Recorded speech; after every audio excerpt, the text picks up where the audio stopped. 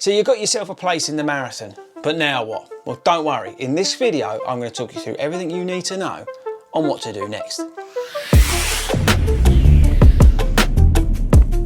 Welcome everybody to the world of 40 runs. Are you new around here? Let me know in the comments. Maybe this is your first time because you've got that place in the marathon. You're thinking, what the hell am I going to do now?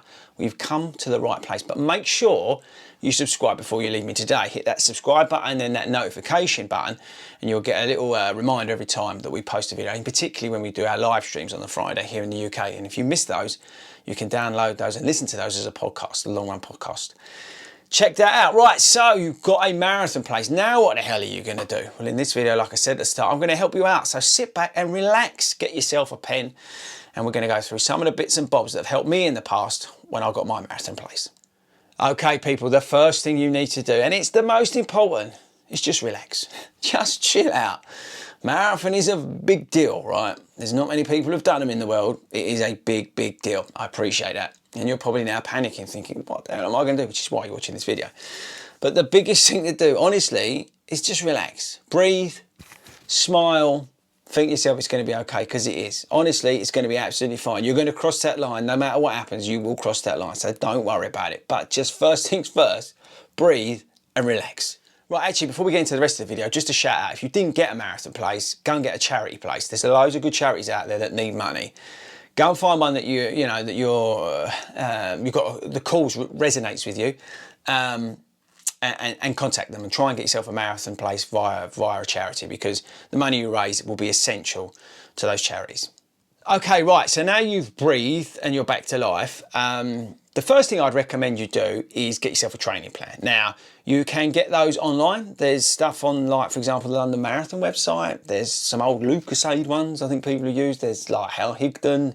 There's loads of free, I don't know whether Hal Higdon you have to pay for, by the way, but there's loads of free training plans out there. The only thing I would say to you is try and get one that's been written by someone who's qualified. Because there's plans out there that people have done that are by people who aren't qualified. So just be wary of that. If you want a tailored training plan, which is personally what I'd recommend as a coach myself, I would recommend you get a tailored plan. We offer them at 40 Runs. You can go and buy, you can buy some of our plans, by the way, online. It's not an advert, but you can get some of our plans. You can purchase them if you want. And they're plans that I've used and people I coach have used. But also, my personal recommendation obviously is to get a tailored plan, because it can fit around you. We understand the runner, understand the runner's needs, understand the goals, understand the aspirations. We look at your background and where you're at now and all that kind of stuff, and factor all that in and build you a plan around that. So that's the perfect way to go, but I appreciate that not everybody's got the money, and you're going to be taking on the marathon, and it can be quite expensive because you've got to get some kit and stuff like that. We'll come on to that. So you might not be able to afford to get a training plan tailored towards you. But that's the case. Go online, but just double check that it's one that suits you.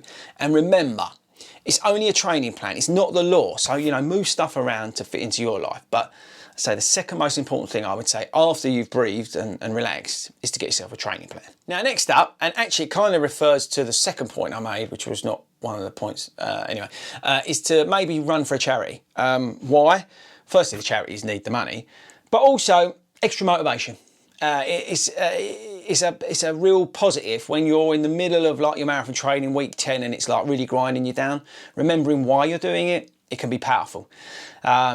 The good thing is as well, if you're under pressure, you feel under pressure when you get a charity place, you've got to raise X, Y, and Z amount of money.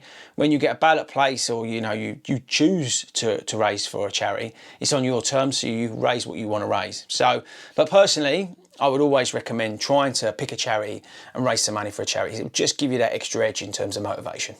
Right, next tip is to find a local running club. Obviously 40 Runs is a running club, and we've got clubs up and down the country.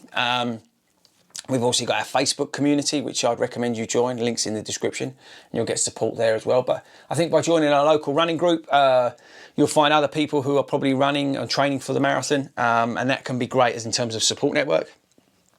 If you're on the Facebook group like ours, you can then obviously fire questions in and stuff like that, which is also helpful in terms of support and just help during the process. But join that local running club, getting along to a weekly session, whether it just be a social run, can help you talk through stuff, but also help in terms of your training. It just overall, I think it enhances the experience of that marathon training block. Okay, next up, the important bit and the expensive bit, get kitted out. Shoes, you're gonna need some training shoes. Now, I would recommend personally, if you can afford it, getting 2 pairs of shoes. So you can rotate through. Now, they don't need to be something flashy with a carbon plate. You want to go to a decent running store or something like ASICS where they don't charge you, and get your gait analysed. Check out, I've done a video on it, and find out which shoes you need, and then go and get yourself 1 or 2 pairs. Personally, I would get something that's comfortable and you know that you can just do miles in it, and then I would get something maybe a little bit quicker, or even start thinking about something for race day. But try and get 2 shoes that you can rotate through. There's other gear that you're going to need, and I'm going to do a video about sort of marathon training essentials, so make sure you check out them. There are some videos already on the channel about stuff that you can probably need for marathon training, so check those videos out. But I will be doing a video about all the kit and stuff that you need. But the most important thing, I think, is get your gait analysed and get yourself a decent pair of running shoes. Next up is looking at your diet. Look at what you're taking in and hydrating.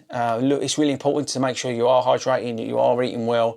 It's obvious stuff, but people still try and, out-train a bad diet. And it's the worst thing you could do. So look at what you're getting, look at when you're eating, look at what you're putting in, post-run, pre-run, all that kind of stuff.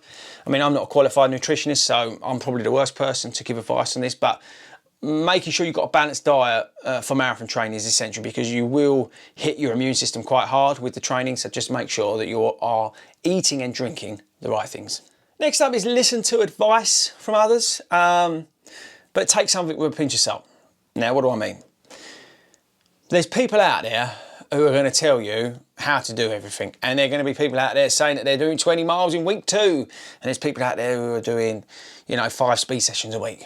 So take everything in terms of information in, but don't necessarily do what others are doing. Process it, take advice from people, experienced people, qualified people, for example myself. And again, I'm not always right, okay?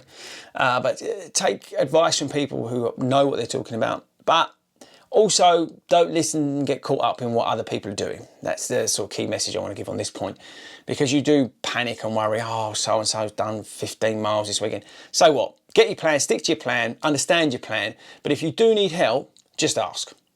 2 things left, I think, to focus on now you've got this marathon place. Firstly, don't worry about what's going on in, I don't know, whatever date your marathon is. Forget about that. Just focus on the steps I've spoken about. Get your plan, get your shoes, get out there, start running. Don't focus on the end goal just yet. It'll consume you, and it's just a massive waste of energy. Don't focus on, oh God, I've got to run 26.2 miles. Forget about it. Just focus on what you can control. Get everything into place and just go through the process. And the last thing you need to do, and this is the most important thing, is enjoy it. Marathon training, right, a little tip, is bleeding hard. It is gruesome. It's so painful just to sometimes get motivated to get out the door, because you're on your 4th run of the week, your legs are hurting, and you just, it's awful. But there are parts and moments when it's just incredible, when you're out there and you're running and it's amazing, and you can feel everything starting to click into place, and you're ticking over, and it feels awesome. You can feel the speed coming into your legs and all that kind of stuff.